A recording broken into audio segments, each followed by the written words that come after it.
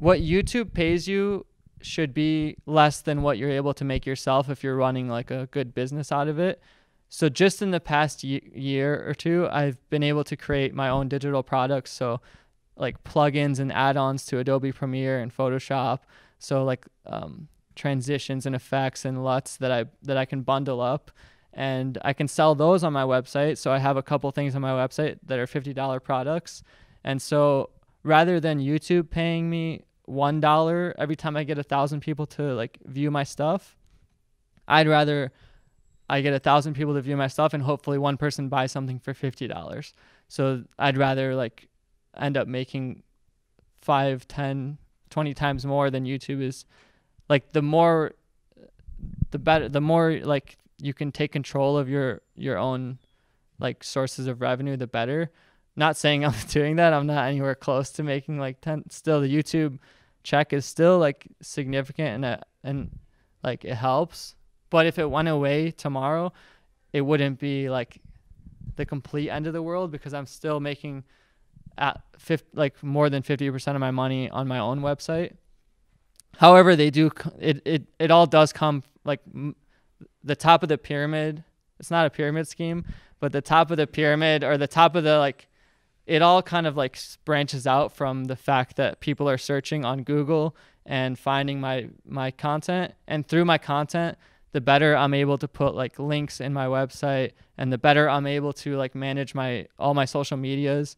The like every million views I can get, hopefully I can get some people to follow me on Instagram.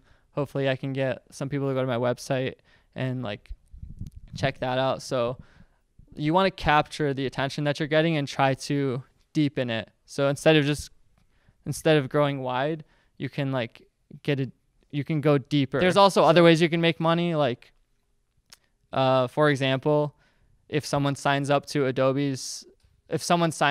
Adobe Creative Cloud Suite, I do have a link that they can go through. And if they happen to sign up through my link, yeah, so like affiliate programs. So it doesn't charge them anymore. But since Adobe recognizes that they came from my traffic, I think I don't know exactly what they give. I think it's like $5 or something. I don't know. It's like something per every sign up.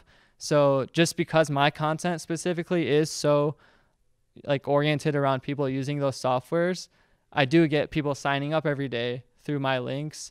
And then there's so many different ways that people do. So like you can do affiliate links on Amazon as well. Let's say you talk about like cameras, you can link the camera in Amazon and you get a commission. You can sign up to get commissions in that way. And then you can work with brands. So if you have an audience and you have a small reach, a company might want to reach out to you to like I get emails all the time. I don't really do them often because like when you're building an audience, you want to, I don't know, you don't want to just like, yeah, you guys can all tell, like you get annoyed of following somebody if they keep like pushing fake stuff. Yeah. So I only do it when it really makes sense. And if I think that it's something that I would talk about anyway. So like, for example, GoPro sent me this like GoPro camera square rig thing, and they didn't pay me for it, but they just like the payment was the camera. And I was like, cool. I already actually had talked about this type of like 360 camera before on my channel. And so it makes sense because I already talked about it. They're going to send it to me so I can actually talk about it and show it. And the camera is like relatively expensive. So that's decent payment for the amount. They wanted me to make a couple videos about it. So, and like another fifth way is like sometimes occasionally, if someone wants to learn directly through Skype or like one-on-one training, or just like, there's different ways you can make money. So like tomorrow, this person wants like personal one-on-one on Skype, like just teaching them because that's how they learn better. So I could charge like for the session there. And there's like tons, like the beauty YouTubers and stuff, they have their own makeup lines. And yeah, so he has his own product. He has a physical product. I have a digital product. Like, so there's like dozens of ways that you can make it. But the main point is like the YouTube ad revenue there's some people that turn the YouTube ad revenue off completely because they don't want it interfering with their actual business that they're running. Like Jeffree Star might not want to have ads on his video because he doesn't want like Laurier or whatever advertising their sticks in front of the video that was supposed to be advertising his sticks. So instead of making a couple $100, he might just turn the ad completely off so that everyone can watch his video uninterrupted, and then like maybe go to his website. So I don't know. Do you guys have any, or like keep asking me questions? I don't know. Anything. It doesn't have to be about anything specific.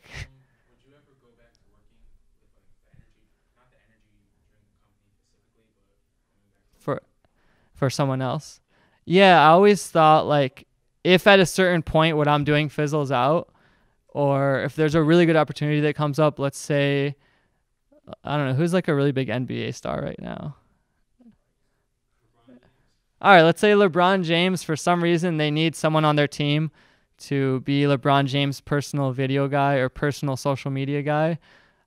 That might be something that I would like think is worth it to kind of put what I'm doing on the back burner, maybe take care of it on the weekends or the side, and take the opportunity of being LeBron James' personal social media guy for like a year.